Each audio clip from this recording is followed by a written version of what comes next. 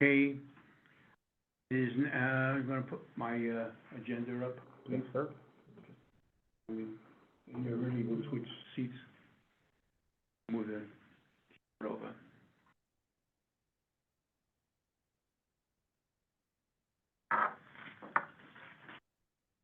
It is now 7:31.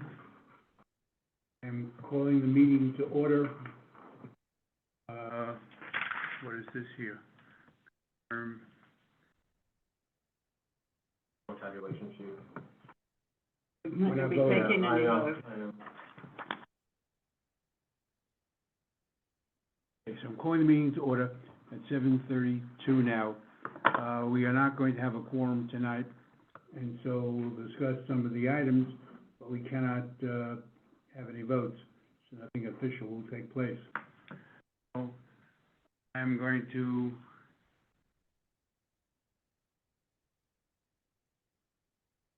thank you. Yep. So the first item on the agenda is welcome to members. So far, according to this, Jessica will not be here. She might be zooming in. And Steve will be coming late. And what else? David said he'd be here, and Chuck peeked in and left. David in the waiting room. David's in the waiting room. To your right, To my right. below Mary Ellen. Hello. Right there. Click on admit. Okay, admit.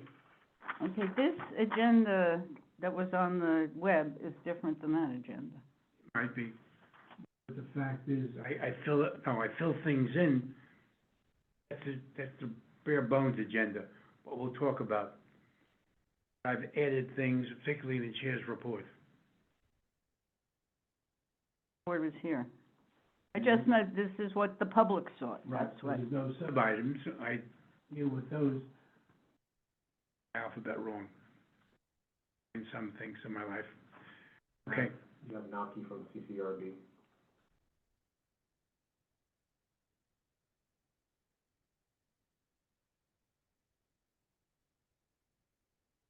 Okay, right now, everyone is muted, not muted.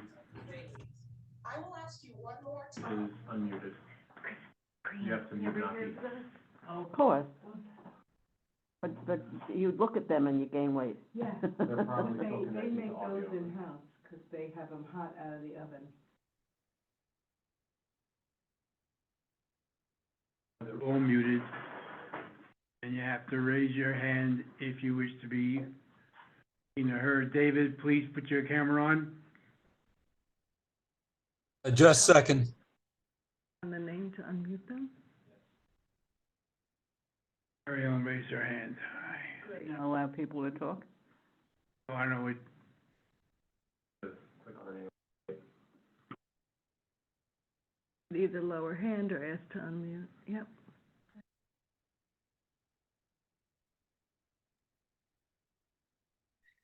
Nicole, I was saying, you're- because I can't hardly hear you guys. That's the only reason I'm asking to talk.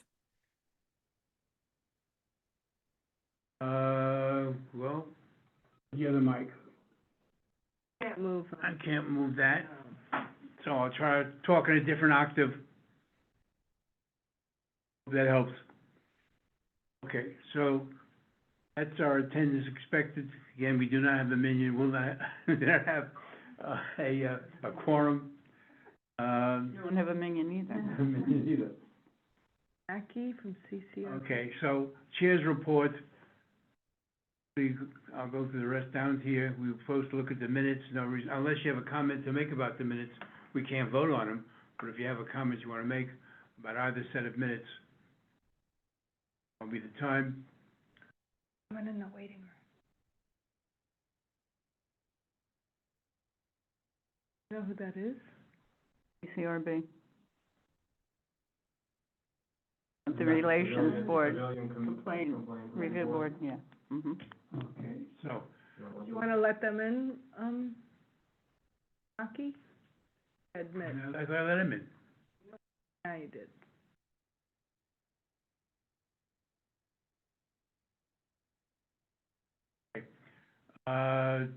Talk about Zoom bombing first.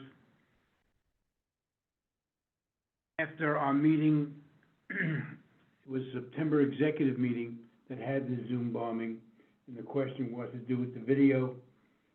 And there were many suggestions. I basically, was incorrect. I thought that, you could not edit the tape. I contacted, Committee on Open Government. I heard from, Kristen, McNeil, who gave me this response, which I find interesting in some ways.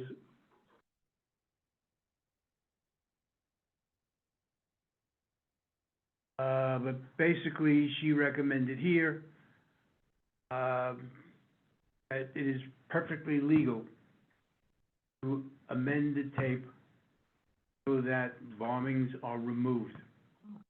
However, well, I said that the executive committee, however, when,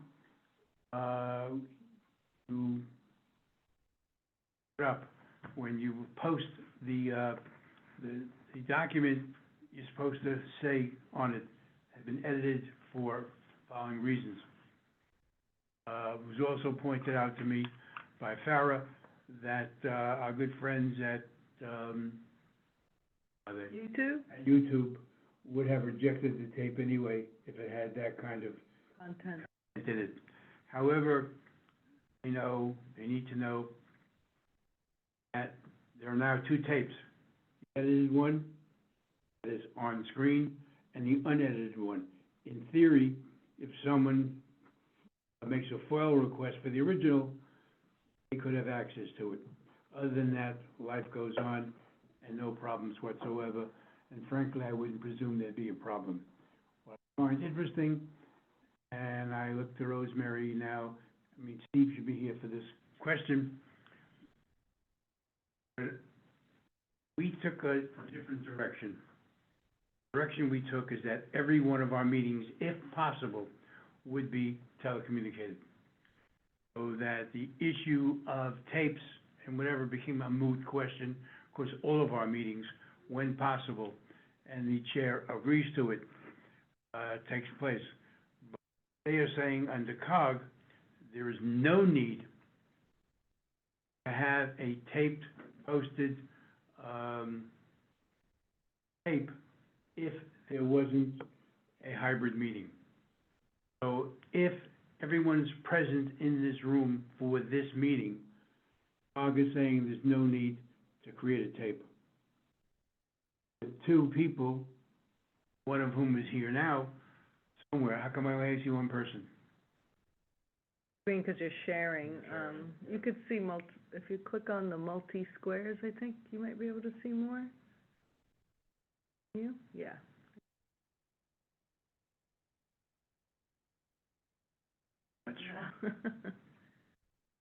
So the fact that David is here via Zoom makes this a hybrid meeting, and as such, Okay, there's a need for the tape. And if all 8 of us were here, there'd be no need for the tape, except that it's our practice to create tapes. Except public safety or economic development, where they meet in places where tapes are not suitable, particularly the 50th precinct. So I share that answer with you. I put this on the agenda, if you're ready to talk about it. I still do not have an answer, and I have not had a chance to do further research. I'm not even sure where you can do the research. Frame of reference is Robert's rules, and this is a moot question because you don't even ask people if they abstained. The Robert's rules, all those in favor, all those opposed, end of discussion. You don't ask for abstentions.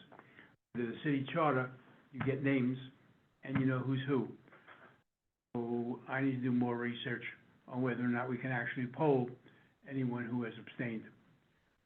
Appointing community members. I have 2 chairs here, or people who have served as chairs who can better answer this question. I've had this discussion with Julie, and Julie's on, isn't she? Mm-hmm. Yes. With Julie. My recollection We've gone to, if you look here, Article 6 of the, School Guidance Manual, Section 2, talks about community board chairs identifying people for whom they'd like to be as a community member of the committee. In the process, we know the chair says, I like this person. Chair goes to the chair of the board. I like this person. They agree. The person becomes, the person is a member of the committee, a community member of the committee through the year. That ends in June. And in September, the process begins again, although it's my belief that a chair says, you've been on my committee all of last year, I want you still on the committee, you don't have. Now, the issue here is not written. It is my understanding that there is a 3-month requirement. Person just doesn't. We've been through this. It should be in the ethical guidance thing. This is it. It doesn't say. Is that the ethical guidance? Yes. There is a binder that was put together by Law, Rules, and Ethics and voted on by the board. Right.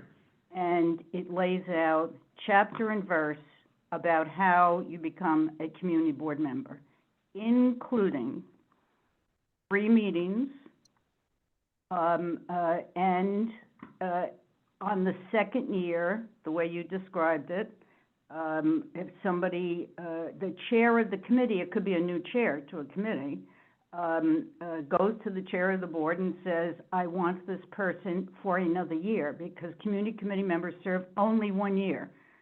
Go in the binder. And then that gets them for another year without the 3 meetings. This is all voted on by the board. Okay, next. How do I unmute her?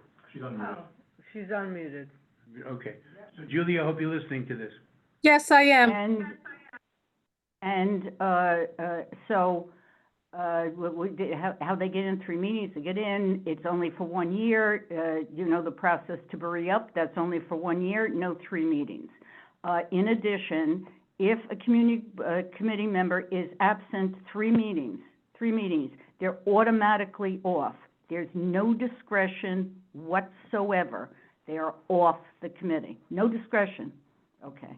Number 4. The last thing that the board voted on was in the charter, it says that committee members are not subject to the Conflict of Interest Board rules, because since they're not appointed, they're not public servants. They're not public servants, therefore they're not subject to it.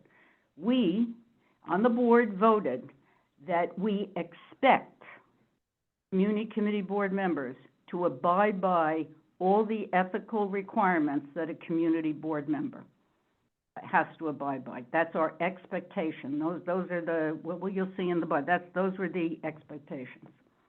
You aware of this folder, where it is? I will have to look. We'll get it to Julie. There should be, yes, it's a physical folder, and there should be a bunch of them. They're blue, they're very thin, I'll find and it. it has absolutely, from beginning to end. Don't need it now. But Rosemary, it's not in the ethical guidance. That's right. I have on screen, I'm sure you can see it, that's the paragraph from the EGM. As indicated by Rosemary, there's a separate location where that is in writing and exists. And I knew it existed, I couldn't find it in writing. But as soon as we find it, we'll share that with you. So I stick by my answer now. To originally 3 consecutive meetings to be on before they can be recommended to the chair. And it's not, as you indicated in your first email, they've been to many meetings over the years, that doesn't count. 3 consecutive meetings for this to be appointed at the time of appointment. Mhm. Right, I recall that it was 3 consecutive meetings, but I just couldn't find it in any of the literature. We're gonna find it, and you will have it, then I'll have it. Okay, thank you. Actually, the original reason for putting the binder together was to hand to new chairs, if they want to do a community committee member, hand it to the chair so they understood what the rules are, and hand it to the new community committee member so they understood what the rules surrounding. It's 1 year, absent 3 times, no discretion, you're off, things like that. It lays out what the duties and expectations are for the chair of a committee and for the community committee member. Okay, moving on, the next agenda item also involves Julie. Julie has 2 resolutions that she's bringing up tomorrow, for which she wants changes made to the handbook, Committee Board 8 handbook. My issue is now not content, which I believe will be discussed ad nauseum tomorrow. But today I just want to deal with, I want to deal with just with process. This is not a bylaw. If it was a bylaw, we'd have to go through the process of 2 consecutive meetings, et cetera. This is a change to the handbook. I do not recall that there's any necessity for us to act as intermediary or part of the process. I want to make that clear in my own mind, and just want to make sure that we're on the right track. Recollection? To what? To change the handbook, to add to the handbook. You mean Right. the administrative procedures, what are administrative Yes. procedures? Okay, yes, no, it's our, you put down our how does the board operate? How does this office operate? Okay. So you're putting down what is the pattern and practice of this board office. So Julie will present 2 resolutions tomorrow night, when they're voted upon, and if approved, that automatically go in. Yeah, I mean, I think there's, and Julie, correct me if I'm wrong, I think the view is that they may be needed in this case because the pattern and practice of this office is not acceptable to 1 or more board members. So therefore, let's vote on it, and that is the way we go forward. No problem. If it's voted as a resolution, there's no question. Exactly. Did I say that right, Julie? Yes, that's exactly it. Yes, it was. Okay. Now, 2 months ago, the board sent out an invitation on behalf of the Civic Engagement Commission about having sessions on parliamentary procedure. I attended one, was, as you know, was terribly distressed by the amount of false information that they were giving. And so I sat through, I attended 2 of them. And after the first one, I kept on writing chats, trying to correct them, and they ignored it. So in the second one, my mouth, I'm not terribly sorry that I did, but my premise continues to be, if you came up with the word precedence, that's where I learned it. Things which appear to be okay, but there are things that precede. So before you deal with your bylaws, you have to know what the state law, open meetings law, you have to know what the city charter says. Well, they over and over again, and I labeled them all the way through J, of things I picked up that they were telling falsehoods. Subcommittees can meet in private. Taking of minutes is arbitrary. Members can participate without note of any possible limitations. Do whatever you want. I couldn't believe, now it may be okay in Robert's rules. So after the second session, I wrote a letter to the guy who was coordinating all of this, Benjamin Solitaire. The tact I took and continue to take is, I think it's wonderful what you're doing. Community board members need this. I learned a few things, but if you're going to use the word precedence, then you have to know what the city charter allows and doesn't allow, and what the open meetings law allows and doesn't allow. And I was more, here I just listed them. In my letter to him, I identified where the error was. Then came back different session.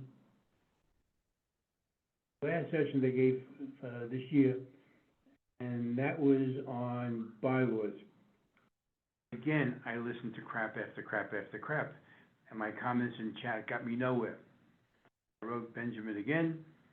I said, whoops. I think my title of my email was, sorry to write again. And I listed all the things that were wrong. After the first time, he'd written to me whether or not we wanted to speak.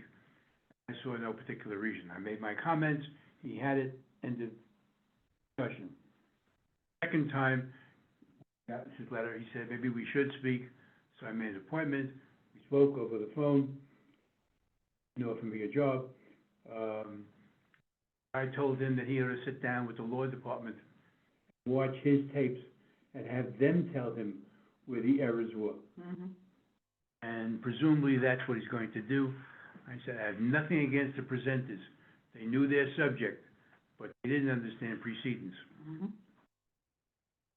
Have a friend or not, have permission.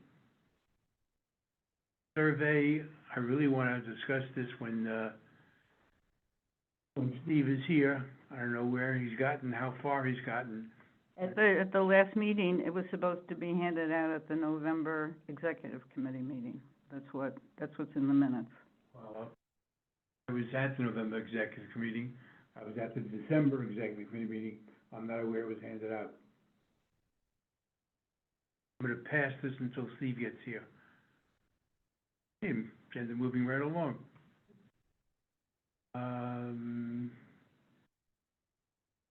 Oh, yeah, okay.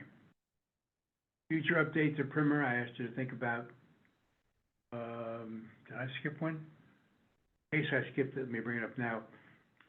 I've been in communication again with, Alex Kipp from, Committee on the Conflict of Interest Board. Try to convince him to come to a committee meeting as opposed to a board meeting, because it'd be less time. And whatever he wrote back, he'll do both. I've asked him, is there any particular topic that's hot you want to talk about? Get back to me on that. I said I would poll again. I asked at the executive committee meeting, I'm asking us again now, do we have any particular topics we believe we'd like Alex to cover? Then I want to send him such a list. So if you haven't thought about it, please do. And Well, the big one is, I mean, what can you do, what can't you? It's the financial benefit that a community board member could get from voting on an item. And that, there's a list of 5 or 6 or 7, not-for-profit, if you're on the board of directors, if you're an employee, if you're a city employee, each one has a different set of rules. Those are, I think that's the checklist, or the big checklist for the community board members. But I had suggested, and I still think it's a good idea, that he talks about conflict of interest board issues for staff. It's something that we constantly ignore. And we've been through this with Kip how many times, Morty? I think it's, I think I've had him down twice. well, maybe because, maybe I've had him at the borough president's office, I mean, I have seen him so many times. You can't see it enough. I mean, it's a good idea that constantly, we've never, ever had a discussion or an educational tool for, district manager and employees. And I think that would be helpful. I think that's better in a closed session. Yeah, and we do our trainings and everything here with those organizations. Sure, I can get him to come. We do lots of trainings with them too, but when Kip comes, he really is terrific. Yeah. He is just about one of the best presenters I have ever seen, so.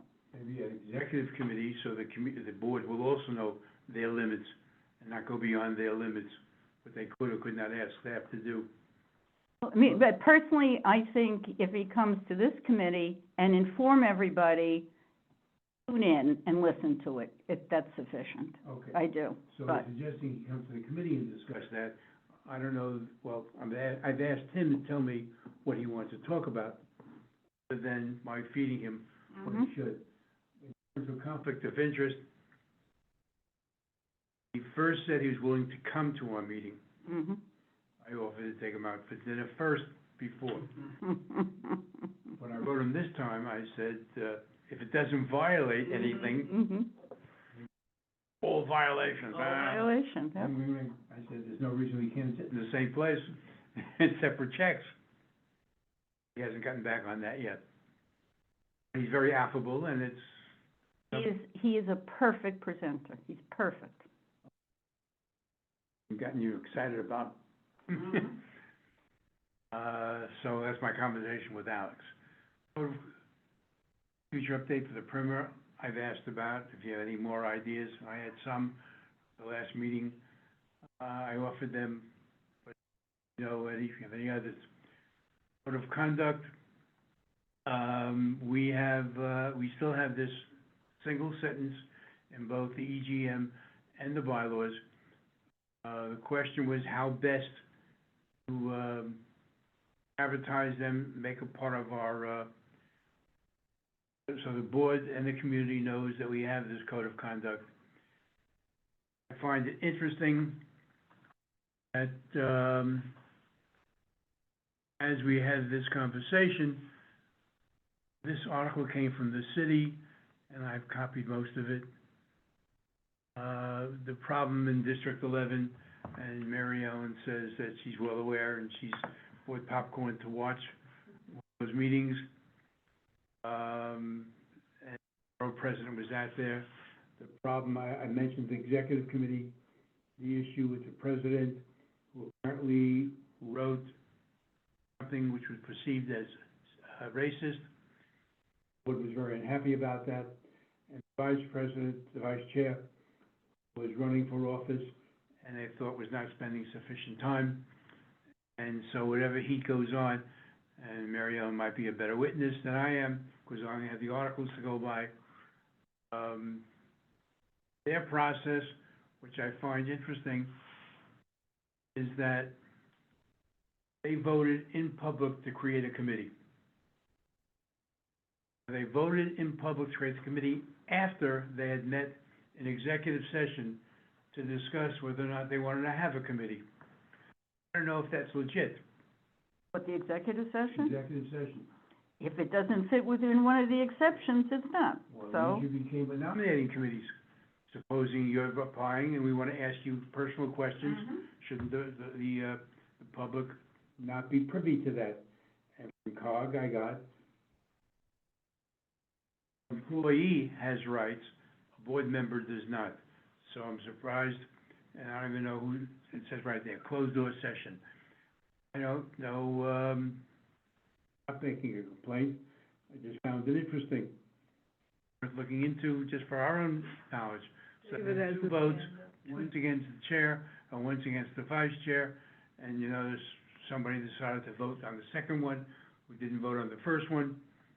And so at a public session, they created this committee, and they are going to evaluate what action, if any, ought to be taken. I understand, according to Mary Ellen, who are now members of the board as they were, but are no longer officers of the board. David has his hand raised. David has his hand raised. Yes, Marty, this document that we're looking at now, did you send that to us? Because it does not look familiar at all. The second one you're looking at right now, I got from Bronx News, Bronx. But I mean, all of these examples. It says LRE agenda, and I've not seen this before. Yes, you didn't. Do exactly the same way I do every month. I send out a bare bones agenda, and then during the course of the weeks preceding the meeting, I fill stuff in. That's fine, but have you shared this with us? This material, With these him here. examples? I believe I sent the article out. Not that I recall. I could be mistaken, but not that I noticed. So, get it with somebody, not the board, not the committee. All right, Okay, could I'll could send you it. make sure to send it out afterward? Yes, Thank you.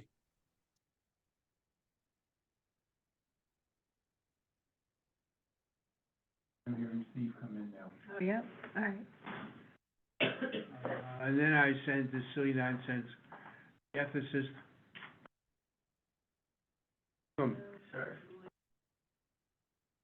Wish you were two people, because then we'd have a forum. I just thought you'd enjoy their sense of humor. To some degree, I didn't, but, the whole concept here is accepting gifts. They use Halloween as the example. So if I know my neighbor, for example, I know my neighbor is giving out for everyone who comes for Halloween at 10 o'clock at night, everyone at 10 o'clock, I will give a We2, Y2, whatever, game system. And so I noticed then my daughter at 10 o'clock, is that a bribe? Is that accepting something illegally? That's the kind of humor they have. Of course, they finish up with the most important thing, which is the reason in the first place, is that if you have a question, contact them. Available. So the more people call, the better off they are in protecting their jobs. They do a good job. I have no problem with them at all. Already talked about Alex. The spreadsheet I did last week, Sarah said she sent it out today. But to send it to the executive committee. Couple of days ago. No, I got it Friday. You got it from me. Yeah, I sent it to send down to the to the executive. I sent it to members of the committee. Yep. That's where Dave and I sent things out and don't remember. In fact, it may have been you who said I sent this out and you said I sent it before. I'm a senior. Okay, I'm gonna jump to, I'm gonna go back for 1 second. You're, hold your breath, you're okay? Yep. You wanna talk If about I it? didn't have your keys, I would still be outside. Ring the wrong bell. The right bell works. I didn't ring any bell. Okay. Anything on the, survey? No, we should send it. It hasn't been sent. Committee chairs. We wanted them to have full experience with November. Okay, so it's in your hands and it's being moved along. I mean, I'll probably just for good order, ask the board office to send it. Sure. And I'll find the last copy was the one that preceded immediately our last meeting. I think the only thing that's important is that when it gets sent out, have a due date back. Otherwise, it just hangs out there, right? I mean, you're gonna give people 30 days or, put a deadline in for people to get it back, yeah. Yeah, I mean. And where does it get sent back to? I forget what we Probably said. it's sent back To the me. office. Oh, to you? Yeah, just Okay, for the yeah. sake of Yeah, that, yeah. I mean, I think it's probably impractical to say to people, let's have it between Christmas and New Year's. So I think it's either, it goes tomorrow, which is the 12th. We ask that it come back in a week. No, we Or wouldn't. we say, Yeah, something, yeah, that.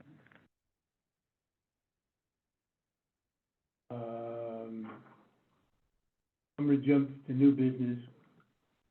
There are two items, one requested by Laura and one requested by David. The Laura one, I was going to do a thing, no longer needed. This is the section from the, guidance manual on the voting process and the calendar, which I thought for our new members, I would give some background. People all have the background. Let's jump right to Laura, and I'm going to hopefully find some way to mute her. Unmuted? Yep. Laura, are you there? Yes, I'm here. Thank you. You want to talk to your letter and your, suggestions? Okay, so thank you for the opportunity. I sent this out, I believe Friday. And I just want to roll back these prescribed dates because I think they're problematic and unnecessary to the workings of the board, that they create problems with canceling them and then resending dates. And I feel that there's sufficient time from when the nominating committee is formed in April to the June election meeting for all the mandates to comfortably take place. I think what's key is working with the district manager on available dates, looking at the board's calendar. It's just realistic to have those available dates, have the newly formed committee send in their dates, form it, and send it to the board, and these are the dates. I think that it's problematic the way we have it now. And so I'm requesting we have consideration of rolling it back.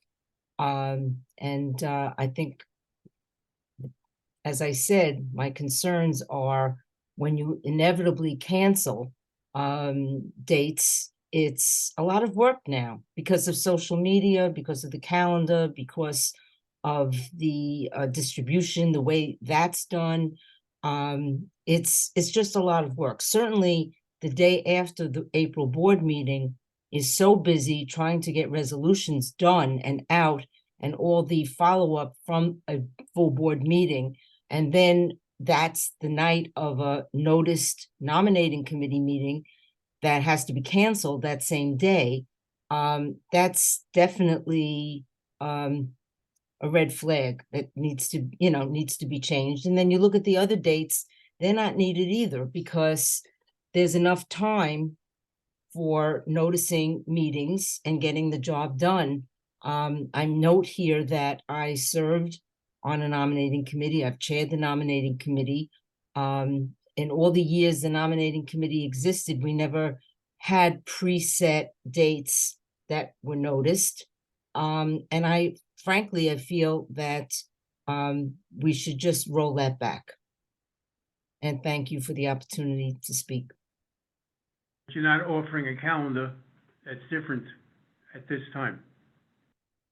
No, I'm just saying to keep the date to keep what we always traditionally did, where the nominating committee meets immediately after the April meeting. That was always noticed along with the April agenda. Keep that. But the other dates are just arbitrary, and since there is no committee formed, you have no idea if they can make those dates. And so they end up being canceled, which is work for the office. And then you still Entirely need to right. send out new I voted dates against once. this when it came up. It's anal. It was ridiculous. I'm gonna so. pull on Steve, who was the most recent past chair of the nominating committee, but I just wanna make two observations.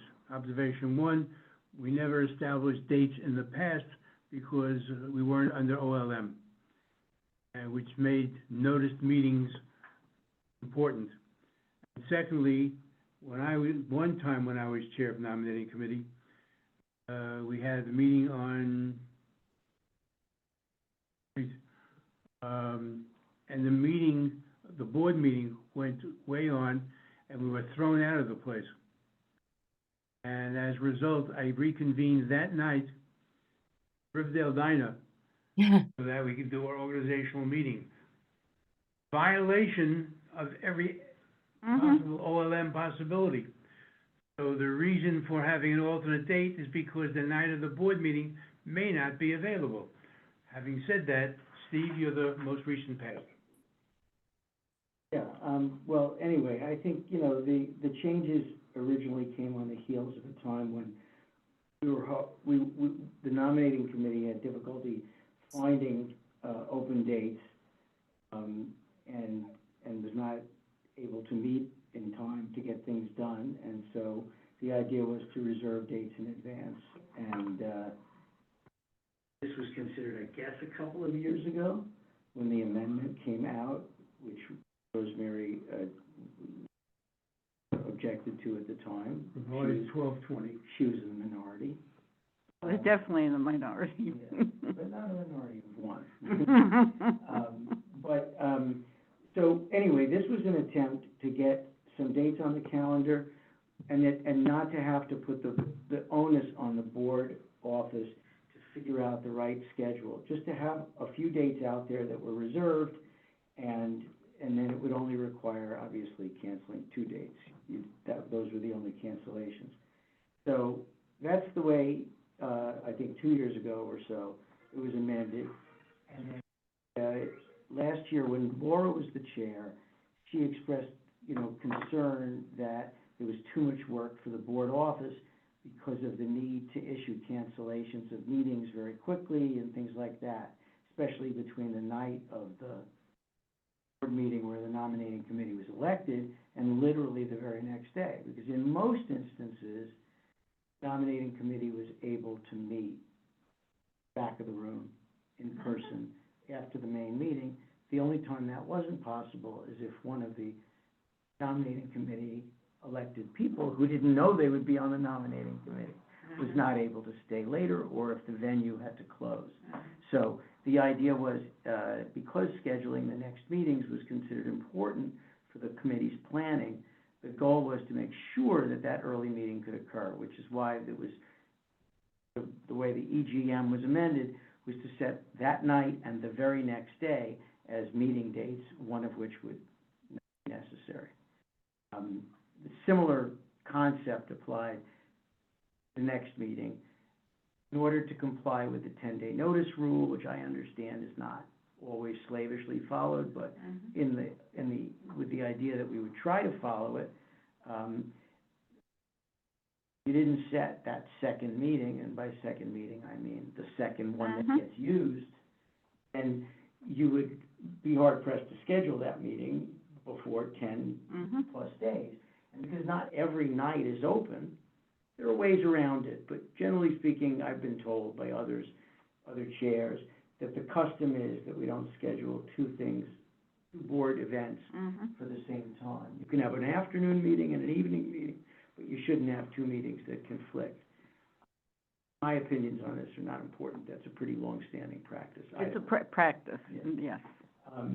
So as a result, you're not necessarily able to get like the next week, and sometimes it could get delayed, and that groundwork doesn't get laid.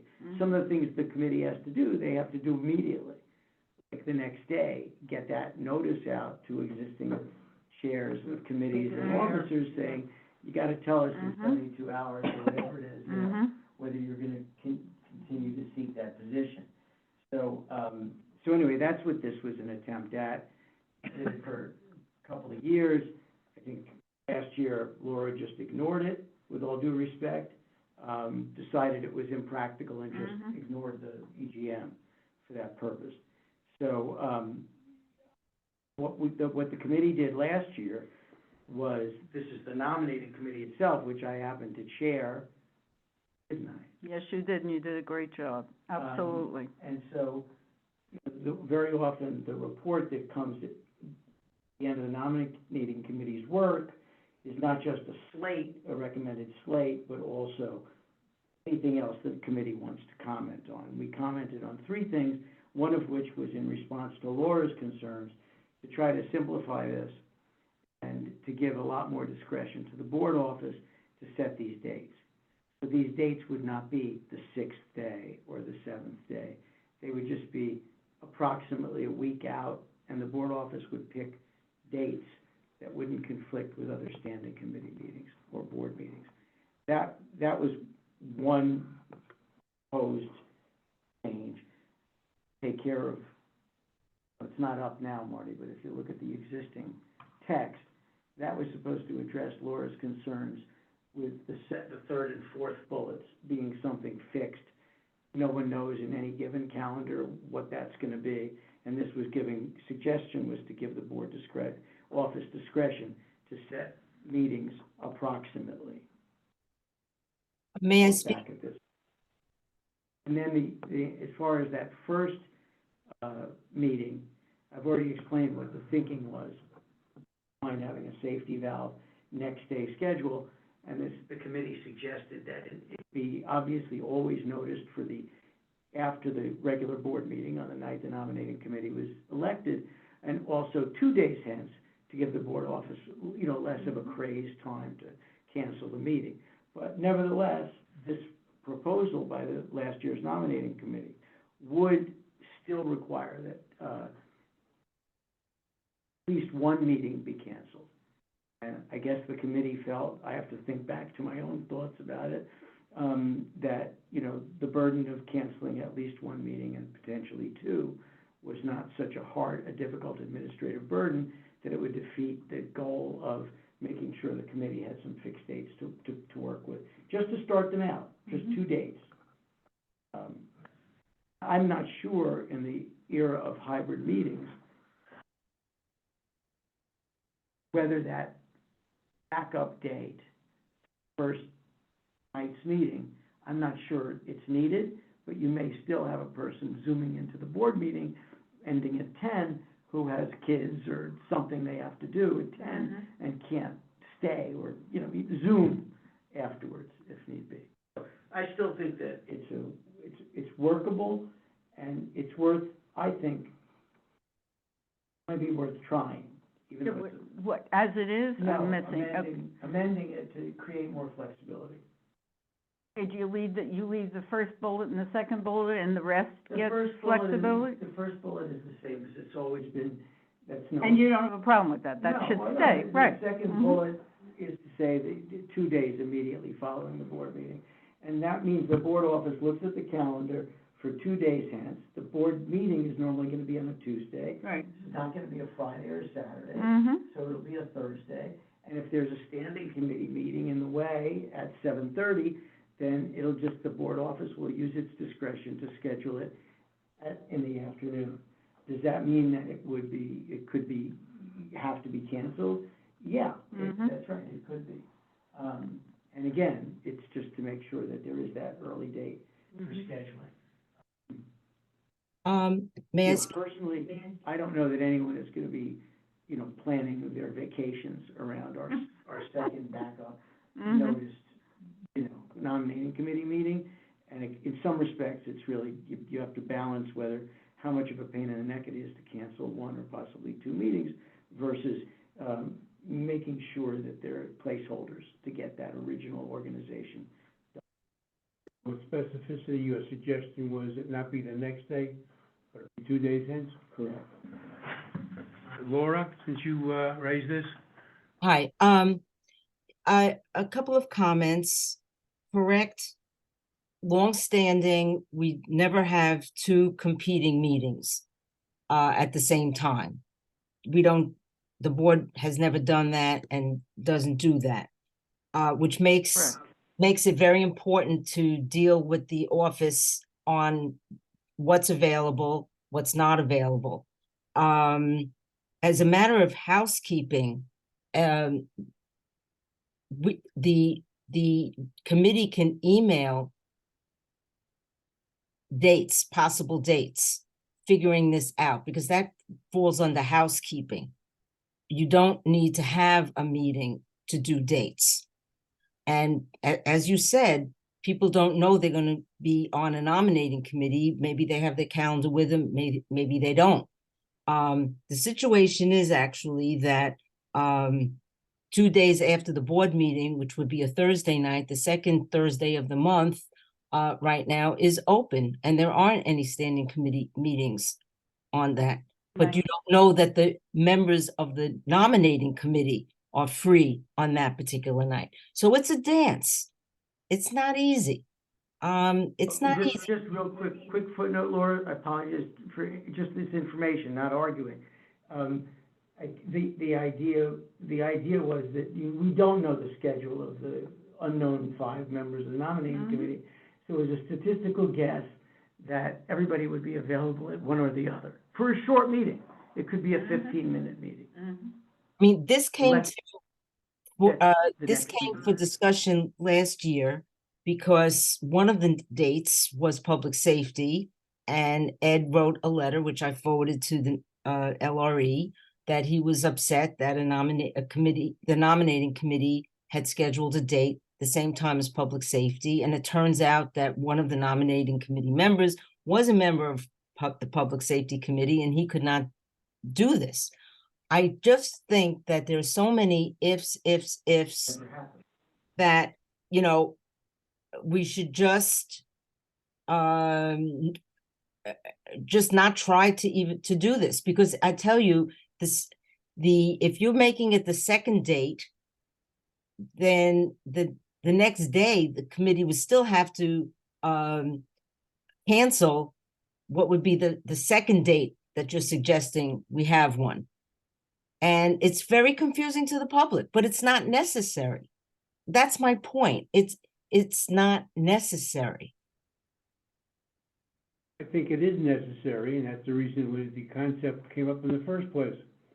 That is, we have to provide as close as possible 10 days' notice. So what you're doing this past year was unique because of the Philharmonic. And so they had a whole lot more time than they normally would have had, because they met at the end of June rather than the normal meeting date. May I note that the Philharmonic, Marty, is coming back on the second Tuesday in June. And so, once again, we will be having a meeting at the end of June, because we always, 13th of The 13th is not that far away from what it might have been otherwise. But the question still is that it is a tight schedule, depending upon how many people they interview and how many, that's the key, how many people they interview and the number of dates they'll need. But the idea of the first meeting is more than just setting a date and going. It's describing, and if there are new people, what the nominating committee is expected to do and what their obligations are. So we set it up because of OLM, and I believe that's still relevant. But I only have one vote. I have no vote here because there's no quorum. I think pulling votes out of a hat is just not necessary. That's what you're doing. You're pulling dates out of a hat. Laura, did you read the Yeah, no, I did. suggestions I did. for the I third did. and fourth But it's bullet still, point? it's still, to me, problematic. People who may want to go for the nominating committee might even see this and say, well, I don't know, I'm not available the seventh day. I'm not available to, to me, it's confusing. And it was never, it's just not necessary. I'm gonna table this for next month. Okay. Because we can't vote anyway. Right. And, people, please give some thought to this. The issues are the office concern versus the OLM concern and getting the calendar going.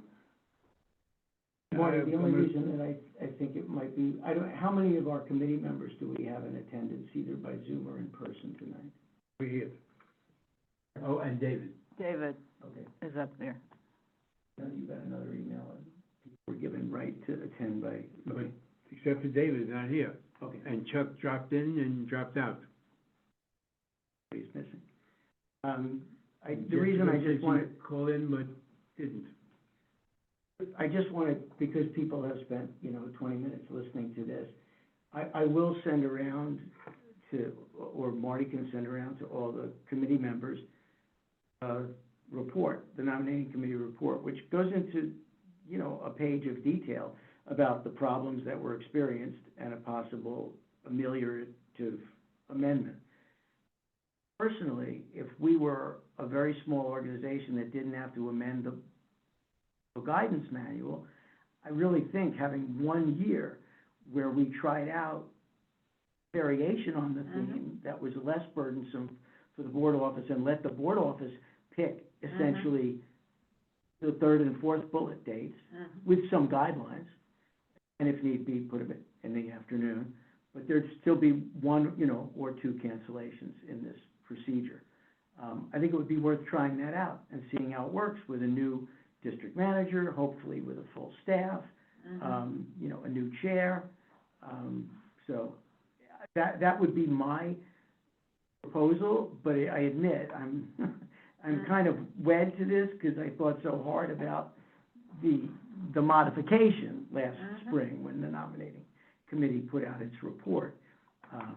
That would be helpful, Steve, if that came to the members of the committee What to I- look what I- at. What I did not do is I did not put the exact language in a proposed amendment because it seemed premature. Look, I'm sure this Mhm. will be helpful. You have a quicker access to this than I do, Yeah, so you send it out. Well, I'll send it to you or Yeah. Farah. and Send the Send exact, it to the whole committee. And I'm gonna cut discussion here. Oh, could I just ask two very quick questions, if you don't mind, Marty? Only one of them.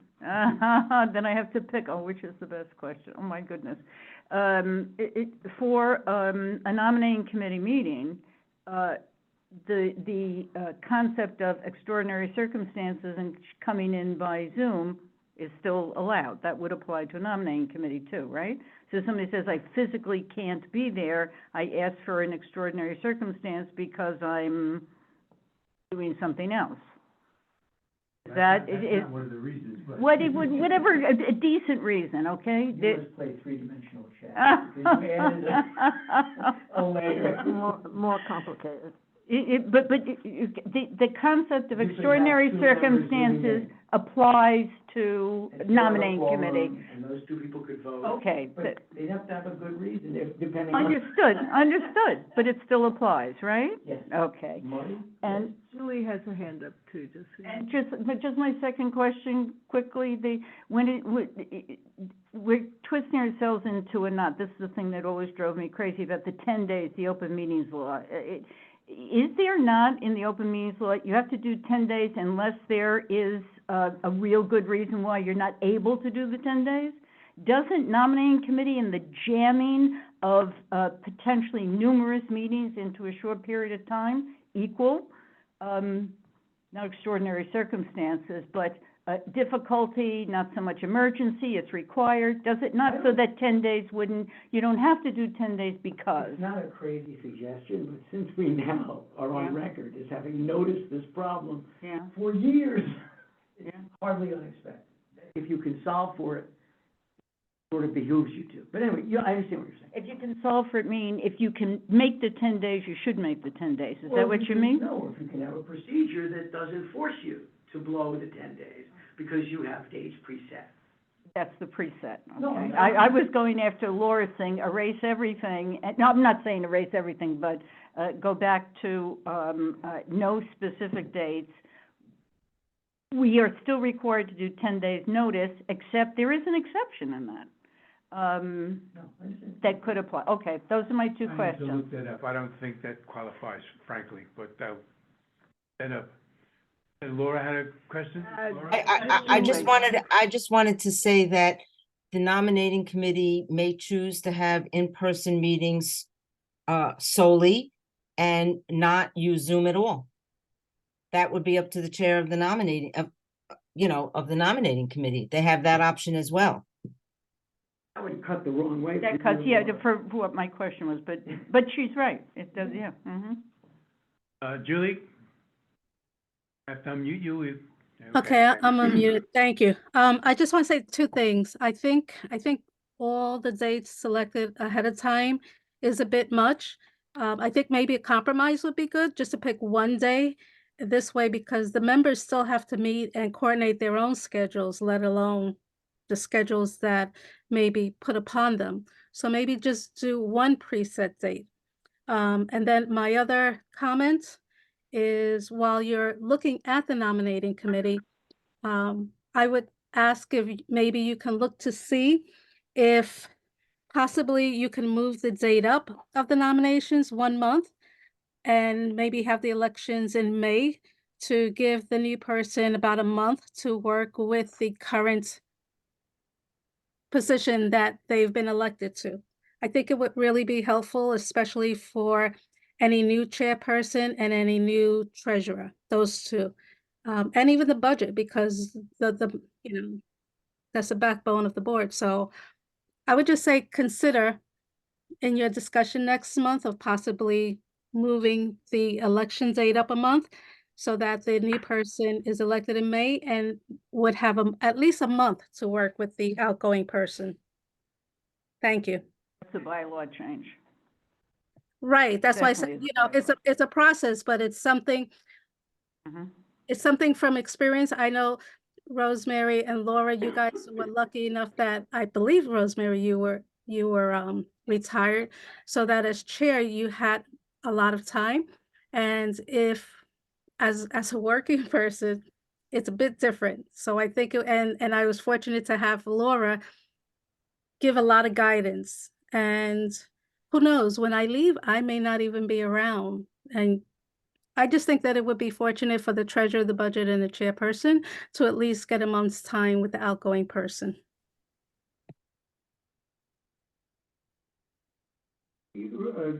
Just point of information, Julie, that's not linked to this other problem. This just moves everything back a month for purposes of having the election in May and one full month of, it's not really overlap, but the other person's probably still around. Mm-hmm, mm-hmm. And while we're talking about it, thinking about it for next month, this is worth considering.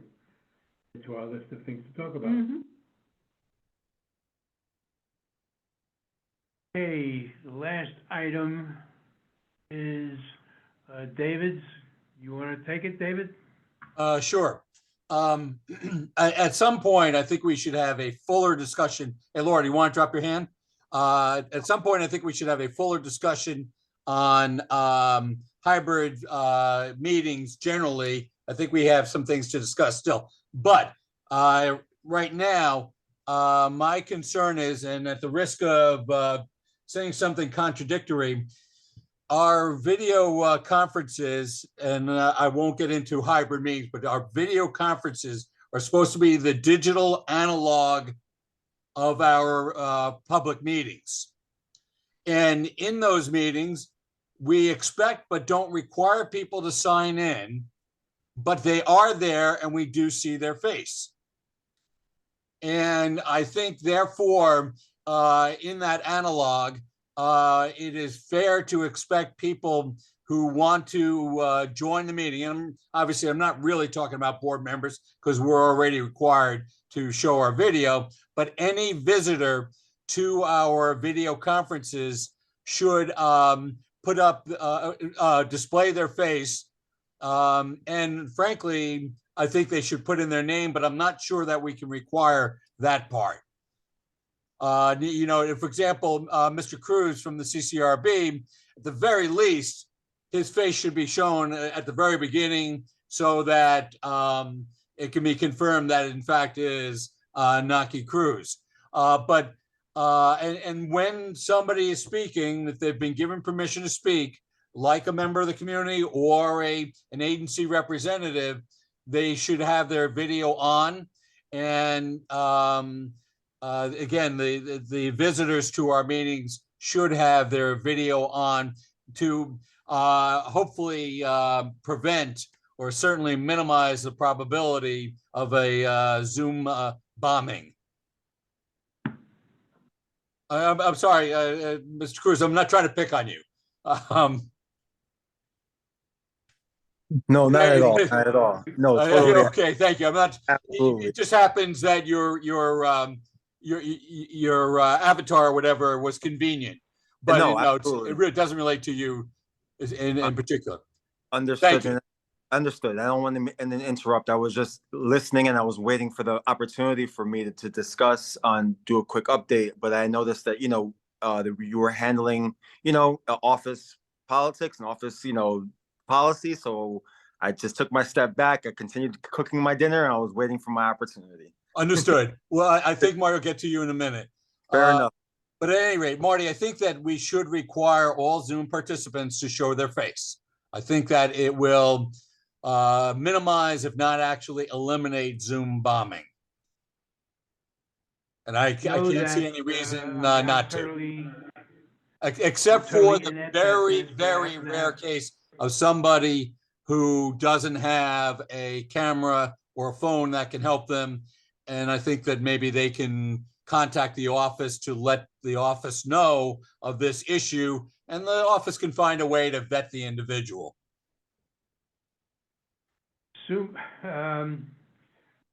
Prior to your tuning in, I mentioned this, and we talked about it, and Rosemary had the question about whether or not someone has the capacity. If they have a phone without Zoom ability, how can they show their face? You said that. You said it. Oh, Yes. okay.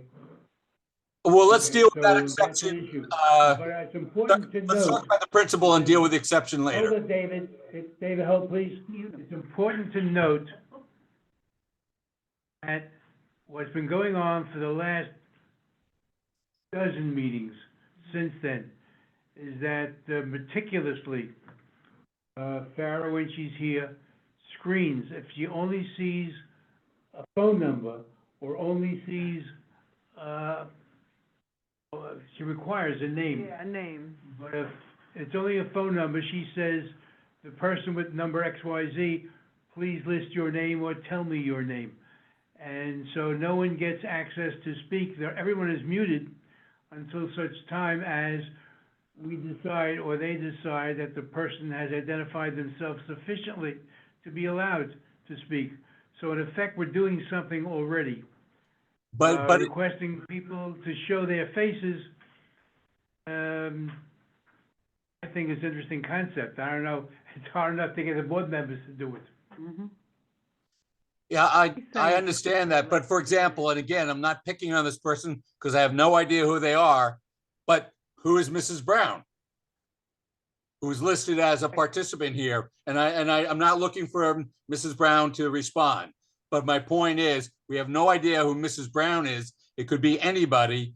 And Mrs. Brown could end up bombing our meeting. And again, if we were meeting in public, it would not be acceptable for you to walk in with a mask on. I think you would be treated quite differently and possibly asked to leave.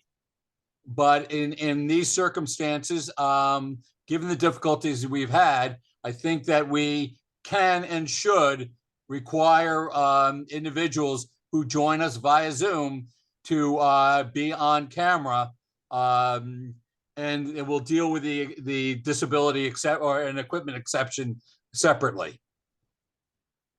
Given the lack of a quorum, I'm gonna put this on next month's agenda also. So we can decide if we wanna make a formal recommendation. Okay. Right. Mayor Morty? Okay, when you're talking about members of the public, it is very important to understand the open meetings law gives everyone permission to attend our meeting, period, attend. Who was it, Mr. Friedman was there before, the woman whose name you and I always forget, said specifically, O'Neill. we are not, remember we used to put a sheet at the entrance of the door and made everybody come in and sign? He said you are not allowed to do that.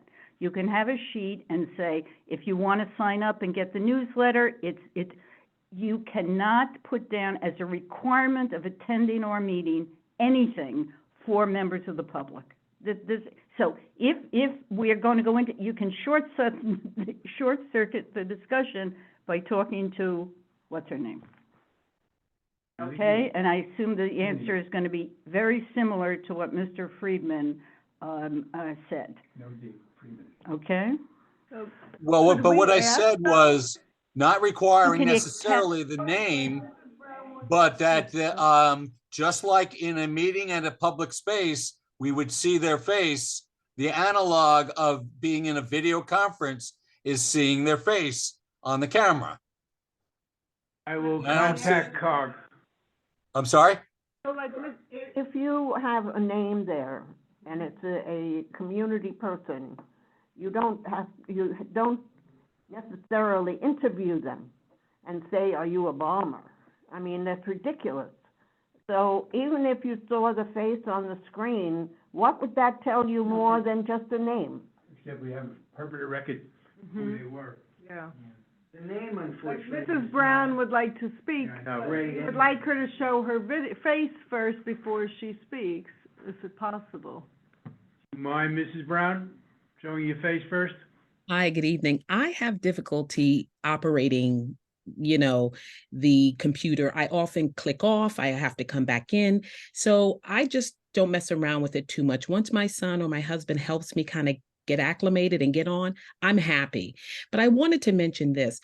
I'm just one of those folks that sometimes I can do the video and then I can't hear.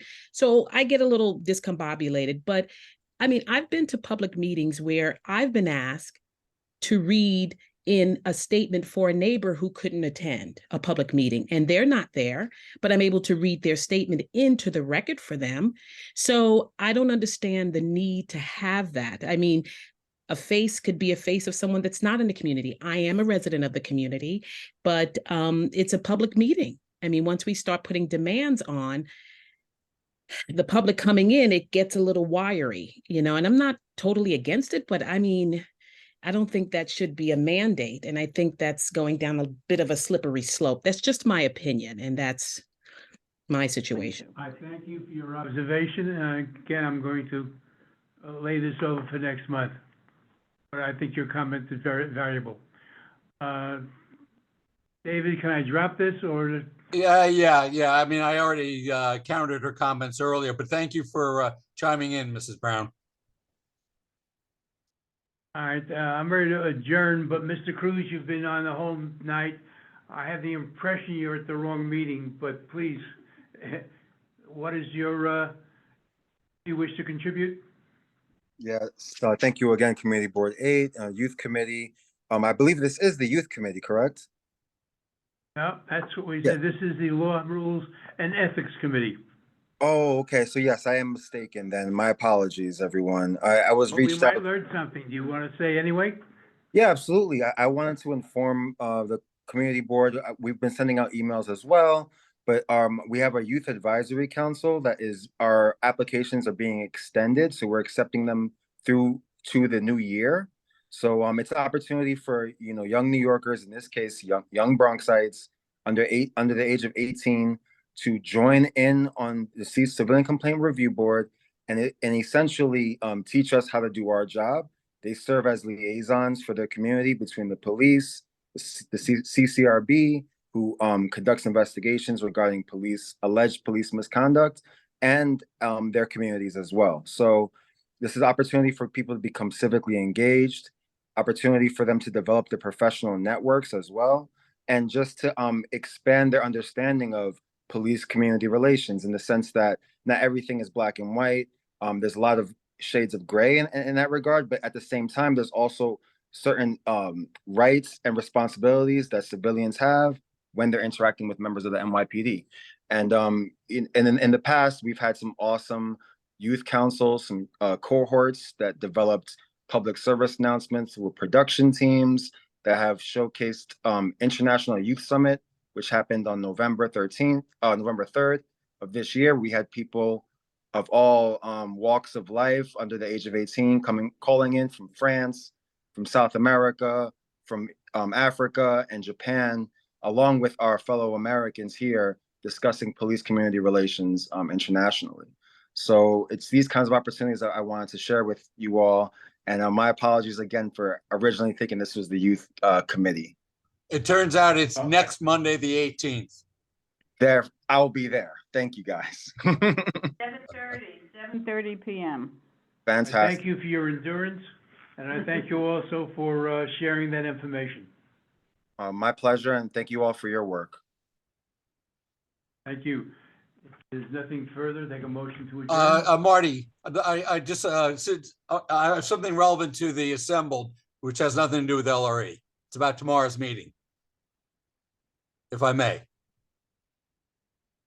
I'm on eggshells. What is it? Well, actually, it's sort of directed at Farah. For our meeting tomorrow at Intech, what accesses will we have to the building? Because to go, will we be able to get into the interior parking lot? And the door to enter the building is quite a distance and several stairs from the parking lot. Or will the side door be open, which is much easier for those with restricted movements? I will ask about that. I do Fair know enough. that the front door can you hear me? The front door I know is open. I know we have access to the parking lot. I will ask. I do not have that answer, regarding the back door or side door The that you're side door, mentioning. that's fine. Yeah. Yeah, if you can find out I tomorrow, can, let I everybody can put know. that on the agenda tomorrow morning if I can get them before we post that. Excellent. Thank you. Okay, motion to adjourn. So moved. Next meeting is next year, January 8th, 2024. I can't believe I'm still talking about 19 whatever. And just stop the recording. Thank you. And stop the recording, stop share. I'll do that first. Have a great holiday. Thank you. Have a lovely daughter. Now, do the other, the square, the square, Marty. Mrs. Brown, you.